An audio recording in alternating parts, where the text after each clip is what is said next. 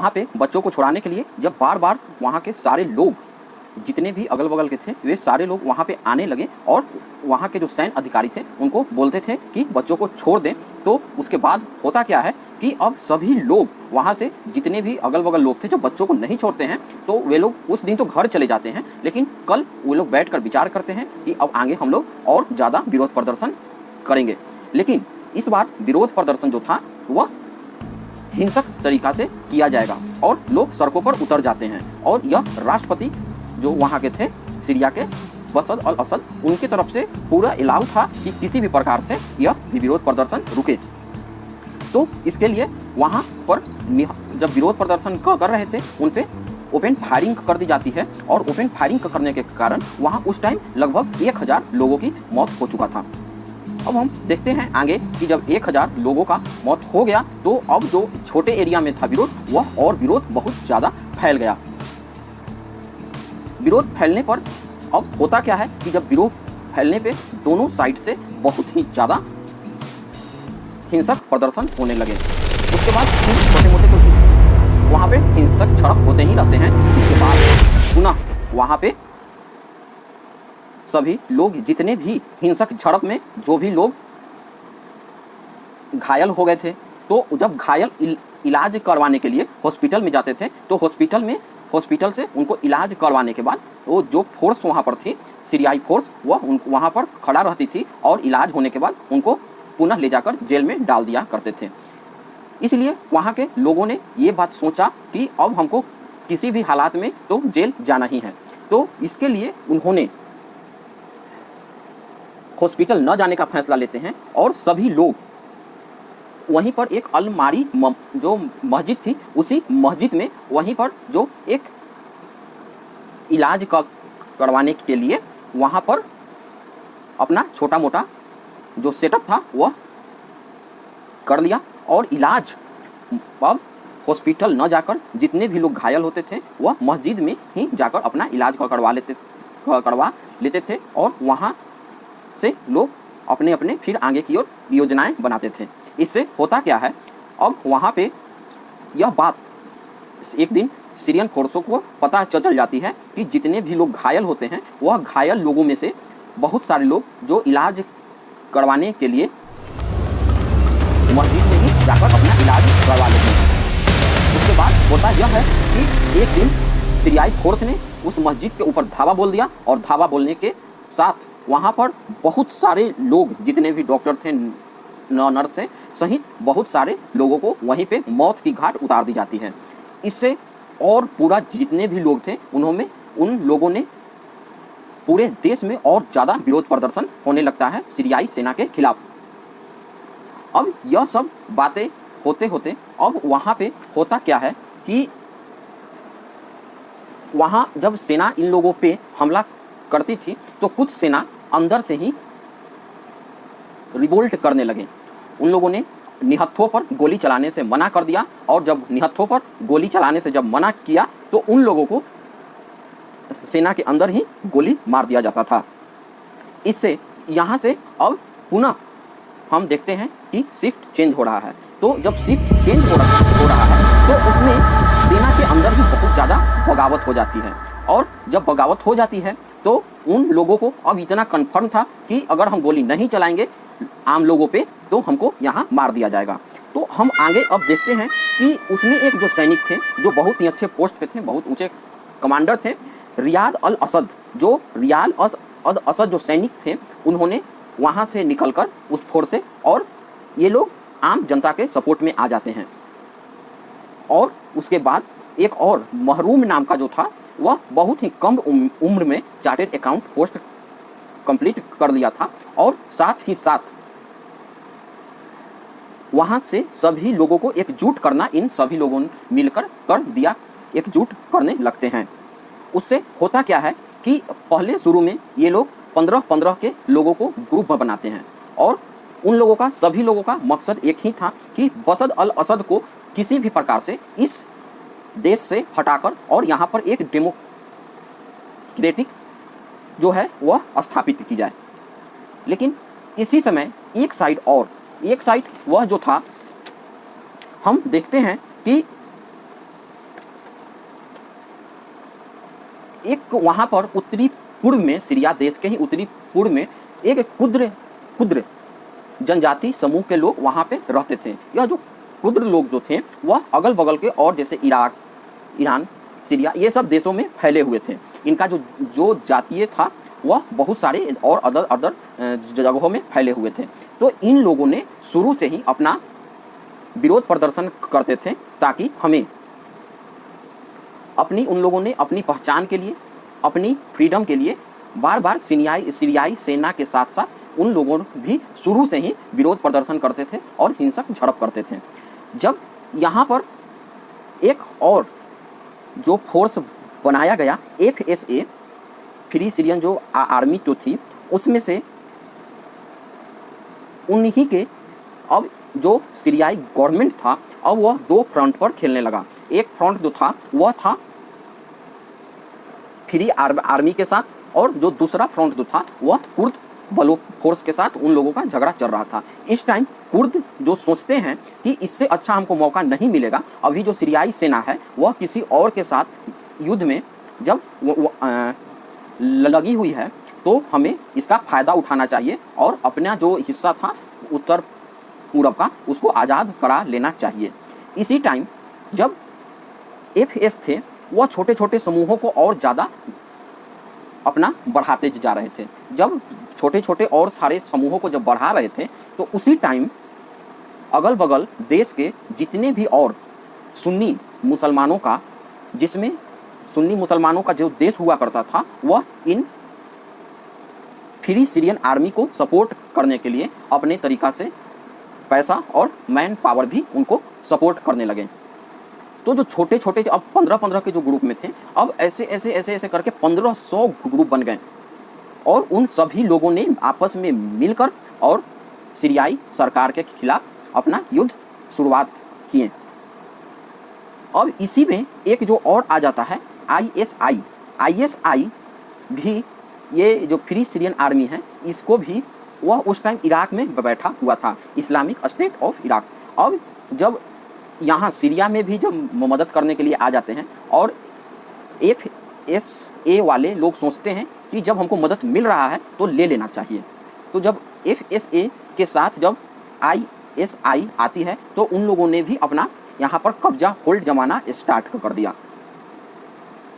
जब होल्ड जमाना स्टार्ट कर दिया तो उस टाइम उन लोगों ने साथ ही साथ बहुत ही ज़्यादा क्रूरता पूर्वक वहाँ पर नरसंहार करने लगे और बोल रहे थे कि हम फ्री सीरियन आर्मी के साथ हैं। अब इससे वहाँ पर और ज़्यादा मौतों की संख्या बढ़ने लगी। इसके बाद होता क्या है कि जब ISI शुरू में आपने जो देखा, अब उसने अपना नाम चेंज करके अंत में सीरियाई जोड़ लिया, IS कर लिया, Islamic state of Iraq and Syria.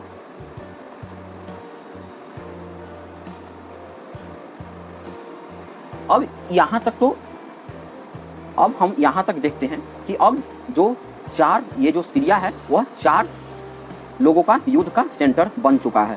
एक जो था वह फ्री सीरियन आर्मी, एक साइड हम देखते हैं कि सीरियाई गवर्नमेंट, तीसरा साइड हम देखते हैं ISI, और उसके बाद एक साइड हम लोग देखते हैं कुर्द फोर्स। 3 जो था वह अलग अलग समूह लड़ रहे थे सीरियाई गवर्नमेंट के खिलाफ। उसी में से अब हम देखते हैं कि जो ISI का जो नेता था अबू बकर अल बगदादी, इन्होंने कथाकथित खिलाफत की घोषणा कर देते हैं। 2019 में अमेरिकी छापे मारे जाने से पहले सीरियाई और इराक का महत्वपूर्ण क्षेत्र को नियंत्रण कर लेते हैं। जो ISI वाले थे वो बहुत सारे क्षेत्रों पर नियंत्रण कर लेते हैं वहाँ का। जब यहाँ तक हो गया तो वहाँ के बहुत सारे सैनिकों भी अब घायल होने लगते हैं, और बहुत सारे सैनिकों के घायल होने के बाद उनका भी सीरियन जो गवर्नमेंट थी उनका भी सैनिकों की मृत्यु हो जाता था।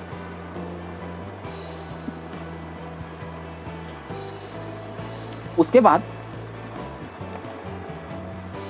होता क्या है कि वहाँ पे सारे लोगों का पूरे जो भी सुपर पावर थे दो, रसिया और यूएस, इन सभी लोगों का वहाँ पे एक युद्ध का मैदान मिल जाता है। उधर से होता क्या है कि जो ईरान जो है वह बसद अल असद को सपोर्ट करने के लिए आता है और उन्हें बहुत ही ज़्यादा हथियार देता है। और इधर जितने भी सुन्नी मुसलमान थे वे सारे के सारे लोग फ्री सीरियन आर्मी को सपोर्ट करने के लिए हैवी हथियार उनको पहुंचा रहे थे। उधर से एक साइड से रूस भी अपना सीरिया में अपना इंटरेस्ट को प्रोटेक्ट करने के लिए बसद अल असद का दोस्ती बहुत अच्छा था पुतिन के साथ, तो पुतिन भी डायरेक्ट सपोर्ट करने आ जाते हैं सीरियन गवर्नमेंट को।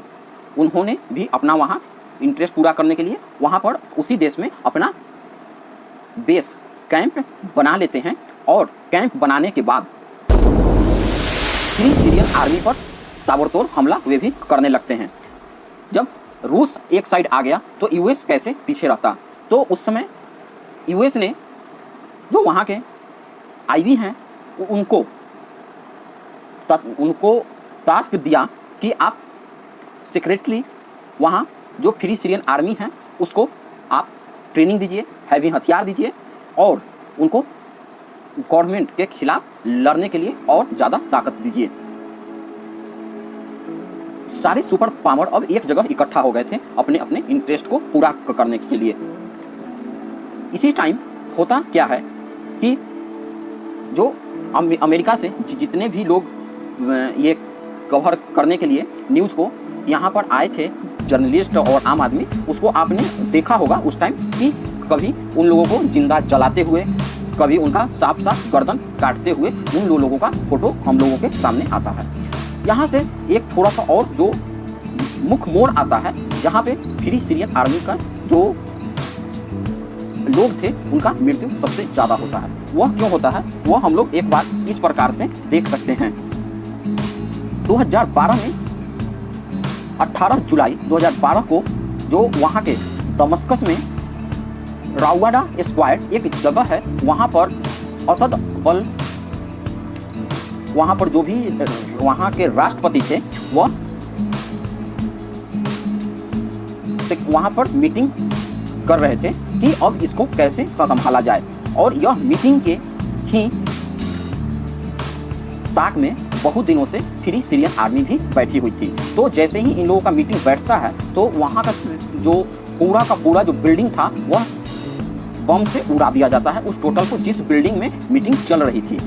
इसके बाद उसमें वहाँ के जो डिफेंस मिनिस्टर थे दाऊद राजिया और बहुत सारे सेक्रेटरी फोर्स और आसिफ, ये जो ब्रदर इन लॉ थे बसद अल असद के, उनके सभी लोगों को मृत्यु हो जाते हैं। इससे बसद अल असद और ज़्यादा गुस्सा हो जाते हैं, बहुत ही ज़्यादा गुस्सा हो जाते हैं।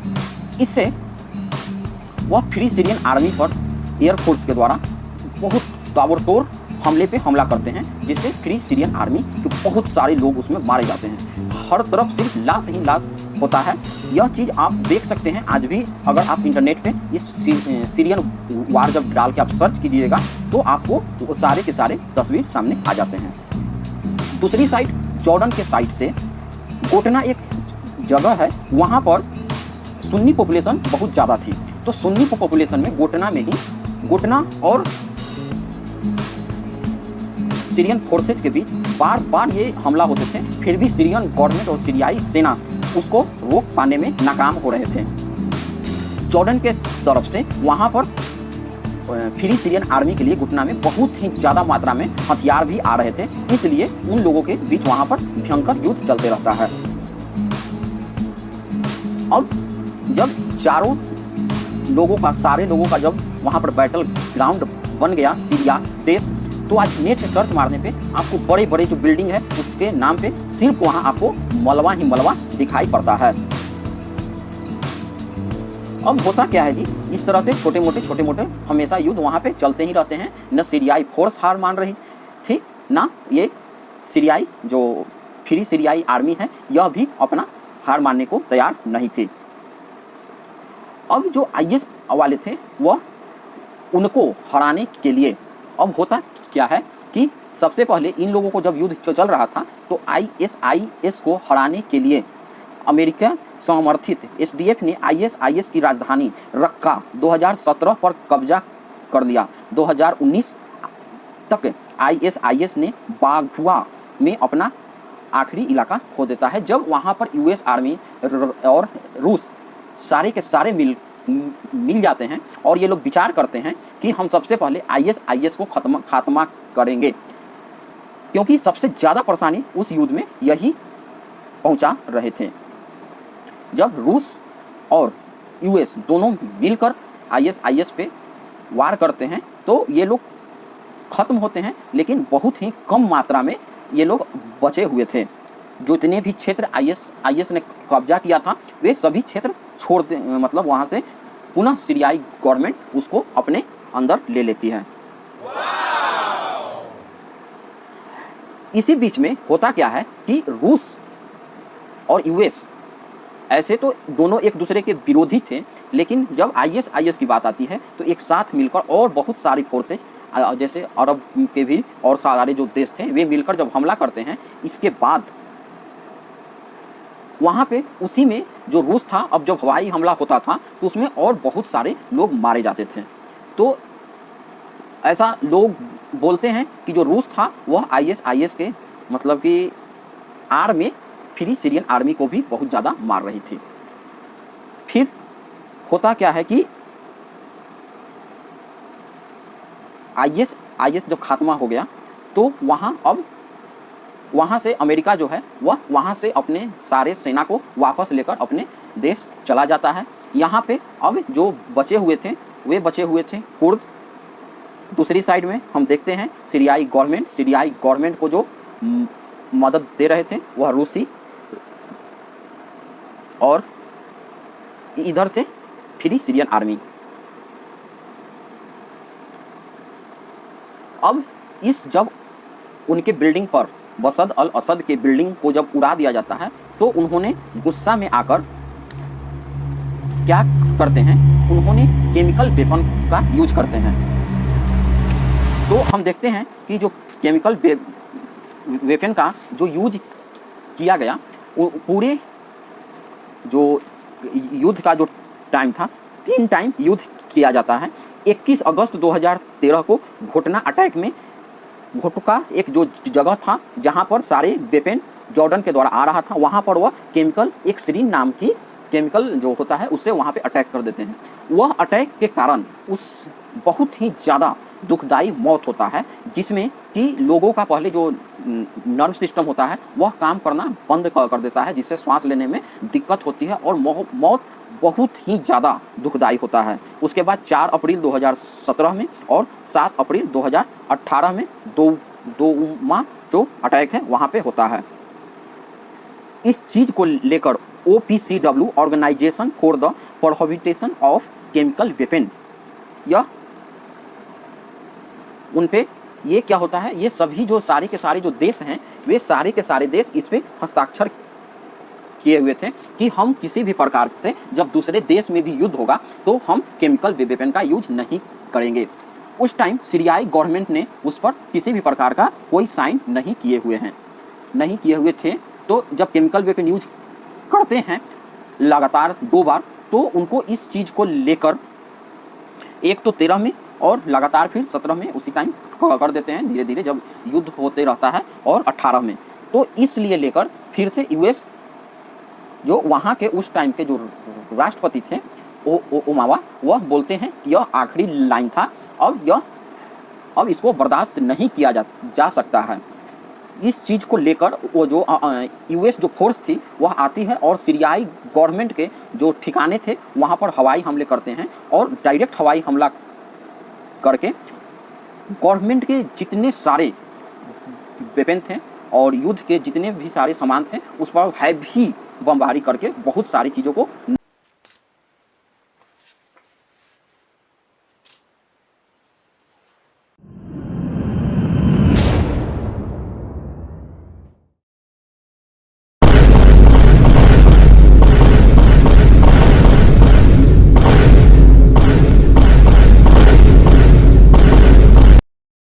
नष्ट कर देते हैं। जब पूरे विश्व से केमिकल वेपन को लेकर बशर अल असद के खिलाफ घनघोर निंदा होने लगती है, तो इसके लिए उनको जो कोर्ट होता है वहाँ का, जो कोर्ट में मामला जाती है, उन पर सैंक्शन भी इम्पोज करने की बात होती है यूनाइटेड नेशन में। लेकिन वहाँ पर चाइना और रूस ने विटो करके बशर और अल असद को वहाँ से बचा लेते हैं। उस टाइम लोगों को लगने लगा था कि जो बशर अल असद हैं, अब इनका राष्ट्रपति पद पे बने रहना या इस देश में अब रहना बहुत ही मुश्किल हो जाएगा, मतलब वे हट जाएंगे जब यूएस सेक्शन की बात करने लगी। लेकिन विटो करके रूस और चाइना ने उनको बचा लेता है। फिर से अब होता क्या है कि अब यह युद्ध अभी लगातार चलते रहता है। वहाँ पर रूस का आज भी अपना इंटरेस्ट है और वहाँ पे अपना बेस है, उस देश में अभी भी युद्ध उसी प्रकार से चल रहा है। पुनः जब ओबामा दूसरी बार आते हैं तो फिर से इस देश में सेना तो भेजी जाती है, लेकिन जब वहाँ का यूएस के जब सरकार बदलते हैं तो वहाँ से इस देश में इंटरवेंशन करने से मना कर दिया जाता है और सारे के सारे फोर्स वापस चले जाते हैं। अब हम देखते हैं कि इससे नुकसान क्या क्या चीज़ और हुआ। तो हम देखते हैं जी कि यह नुकसान गतिरोध और निरंतर जो संघर्ष है वह 2020 से अभी तक भी धीरे धीरे छुटपुट चल रहा है। लेकिन अभी मेजर डेवलपमेंट आपको हम बताएंगे कि कुछ दिन जो अभी हम आपको बता रहे हैं, कुछ दिन पहले मेजर डेवलपमेंट आई है जहाँ से बशर अल असद सरकार को वहाँ की गद्दी छोड़कर भागना पड़ता है और वह रूस में जाकर, लोग बोल रहे हैं कि रूस में जाके वे रुके हुए हैं। लेकिन इससे क्या क्या चीज़ नुकसान हुआ हम देखते हैं। वहाँ के मानवीय संकट के अनुसार लगभग 5 लाख लोगों की मृत्यु उस टाइम तक हो जाती है। 6.8 मिलियन आंतरिक रूप से विस्थापित हो जाते हैं और 5.5 मिलियन लोग एक देश से निकलकर दूसरे देश में जाकर शरण ले लेते हैं। उलप्पो, होम्स और रक्का जैसे शहर में भारी विनाश होता है और क्योंकि वहीं पे रासायनिक हथियार से हमले किए गए थे। उस टाइम वहाँ पे सिर्फ लाशें ही लाशें पड़ी हुई थी। अब हम उस चीज़ को थोड़ा सा शॉर्ट करते हुए देखते हैं कि वहाँ का आर्थिक स्थिति बिल्कुल ही चरमरा गया है। उसके बाद जब 2 लोगों में संघर्ष चल रहा था तो वहाँ के गवर्नमेंट के पास भी अब ज़्यादा कुछ बचा हुआ था नहीं, क्योंकि जब एक देश गृह युद्ध में बहुत सारे दिनों से जब लगा हुआ है तो उस देश में इकोनॉमिकली कुछ आ नहीं रहा है, कुछ वहाँ से उपज नहीं रहा है, तो गवर्नमेंट के पास भी फंड का बहुत ज़्यादा कमी होने लगा। जब बाहरी देश सपोर्ट भी करते हैं तो आपको इकोनॉमिकली सपोर्ट कितना दिन तक करते रहेंगे, तो इससे उनका आर्थिक हालात बहुत ज़्यादा ख़राब होने लगा। सैनिक को सैलरी देने के लिए भी पैसा बहुत कम पड़ने लगे। भूखमरी बहुत ज़्यादा थी, भूखमरी इतना ज़्यादा बढ़ गई कि गवर्नमेंट के पास भी जो सैनिक थे उनको भी खाने के लिए दिक्कतें होने लगी, तो सैनिक लड़ेंगे कैसे। इससे होता ये है कि जितने भी अब लोग थे तो रूस जो अब इस टाइम रूस जो है वह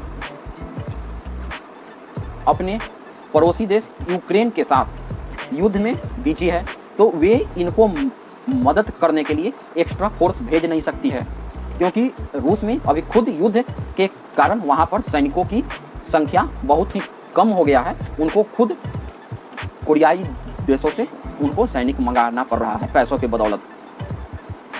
इधर जो था ईरान के साथ अभी इजराइल में जो इजराइल और फिलीपींस का जो युद्ध चल रहा है, उसके जो ईरान है उस पर जब से बहुत ज़्यादा यूएस का जब से सैंक्शन है तो वहाँ पर भी हालात कुछ अच्छे हैं नहीं।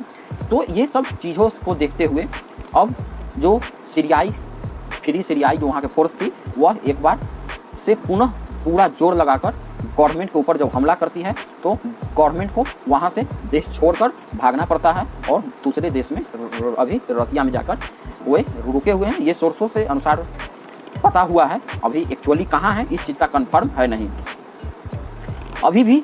तो जब अब क्या होता है कि अब जो शिया और सुन्नी, पहले सुन्नी लोगों का उस देश में दबदबा था, सुन्नी लोग वहाँ अपना सरकार होने के बाद भी सुन्नी जो मुसलमान हैं उस पर किसी प्रकार का कोई अत्याचार नहीं कर रहे थे। लेकिन वहाँ पर बहुत ज़्यादा संख्या में सुन्नी मुसलमान हैं, लगभग 70%। अब उनकी जब शासन आई है तो वहाँ पर जितने भी और अब अलग एथनिक ग्रुप हैं उनको वे लोग मार रहे हैं।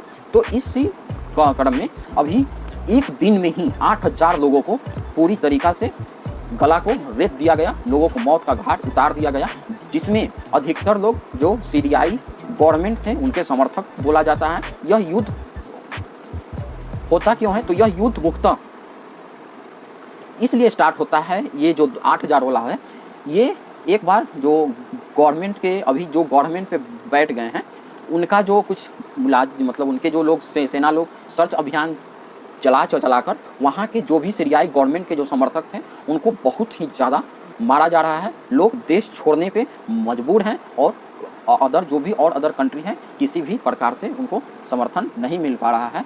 तो ये अभी देखिए और आगे कितना ये युद्ध चलता रहेगा। इसी के साथ आप सभी लोगों से मेरा निवेदन है कि चैनल को अपने दोस्त यारों और बहुत सारे लोगों को पास भेजिए, उनको इस चीज़ के बारे में बताइए। और फिर से हम बोलते हैं, ठोकिए अपना लाइक, बताइए आपको यह वीडियो कैसा लगा। और अब मैं चैनल को सब्सक्राइब कीजिए। अब मैं पूछूंगा आपसे क्वेश्चन, आप बताइए बिहार की राजधानी कहाँ है? आप हमें कमेंट में उत्तर करके जवाब दे सकते हैं। सभी जवाब देने वाले लोगों को बहुत बहुत धन्यवाद। यह वीडियो देखने के लिए धन्यवाद। चैनल को सब्सक्राइब कीजिए और इसी तरह से और आगे की हम और भी अधिक अच्छे जानकारी आप सभी लोगों के लिए लाते रहेंगे। इसके लिए धन्यवाद।